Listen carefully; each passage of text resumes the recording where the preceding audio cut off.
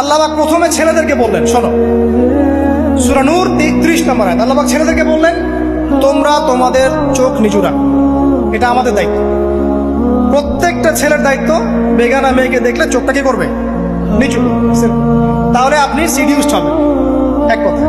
2 number, আল্লাহ পাক আমাদেরকে বললেন, তোমরা তোমাদের লজ্জাস্থানকে হেফাজত করো। কাদেরকে? আমাদেরকে, মানে ছেলেদেরকে। প্রথমে আল্লাহ পাক ছেলেদেরকে বললেন, চোখ নিচু করে রাখো, লজ্জাস্থানে হেফাজত করো। ঠিক আছে? সূরা বানী ইসরাঈল আল্লাহ পাক বললেন, জিনার ধারের কাছেও যেও না, ধারের কাছেও যেও। আল্লাহ পাক আরো বললেন, যদি কেউ জিনা করে ফেলে, সূরা নূরে, তাহলে তাকে 100টা বেত্রাঘাত করতে হবে। কয়টা? 100টা, এবং 1 বছরের জন্য তাকে বহিষ্কার করতে হবে। আল্লাহ পাক শাস্তিও দিলেন, শুধু তাত্ত্বিক বিধান দেন নাই, শাস্তিও দিয়েছেন। কারণ শুধু তাত্ত্বিক বিধান দিয়ে হবে?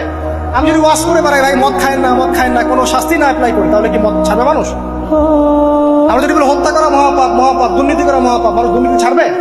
ছাড়বে না, যতক্ষণ না শাস্তি নিশ্চিত করা যাচ্ছে। আল্লাহ পাক তাত্ত্বিক কথা শুধু বললেন না, শাস্তিও নিশ্চিত করলেন। তারপর আল্লাহ পাক আরো বললেন, যদি বিবাহিত কোনো ব্যক্তি ব্যভিচার করে, তাহলে তাকে রজম করতে হবে, মাটিতে পুঁতে তাকে পাথর নিক্ষেপ করে হত্যা করে। ঠিক আছে? শাস্তি। এরপরে দেখেন আল্লাহ পাক মেয়েদেরকে বলছেন, মেয়েদেরকে বলছেন, তোমরা মূলত ঘরে থাকো, যদি বাইরের পরিবেশ তোমাদের অনুকূলে না থাকে, তোমরা ঘরে অবস্থান করো। ওয়াকরনা ফি বুয়ুতিকুন্না ওয়ালা তাবাররুজনা তাবাররুজাল জাহিলিয়াতিল উলা। তোমরা মূলত ঘরে থাকো। জাহিলি যুগে মেয়েরা যেভাবে নিজেদেরকে প্রদর্শন করে বেড়াতো, এই কাজটা তোমরা করো না। যদি করো তাহলে সমাজে বেহায়াপনা, ফায়সা বেড়ে যাবে, তোমরা নিজেরাই ক্ষতিগ্রস্ত হবে, যেটা ওরা হচ্ছে এখন। আচ্ছা, এরপর আল্লাহ পাক আরো বললেন, হে নবী, আপনি আপনার স্ত্রী এবং মুমিন নারীদেরকে বলেন, তারা যদি বাহিরে যায় যেন জিলবাব দিয়ে তাদের পুরো বক্ষদেশটাকে ঢেকে নেয়। তাহলে পোশাকের সংস্কৃতির শেকড় কোত্থেকে শিখবো? আমি কোত্থেকে শিখবো?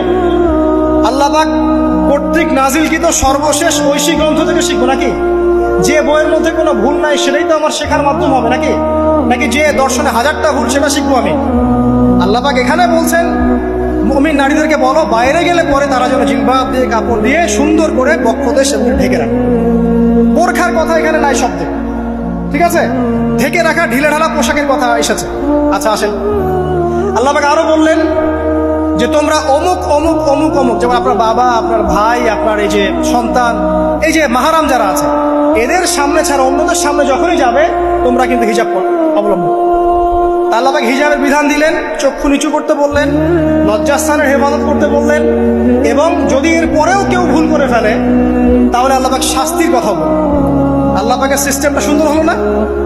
এই সিস্টেমটা নবী সাল্লাল্লাহু আলাইহি ওয়াসাল্লাম অ্যাপ্লাই করলেন, সমাজ থেকে সমস্ত জেনা ব্যভিচারের ভিত্তি উঠে চলে গেল।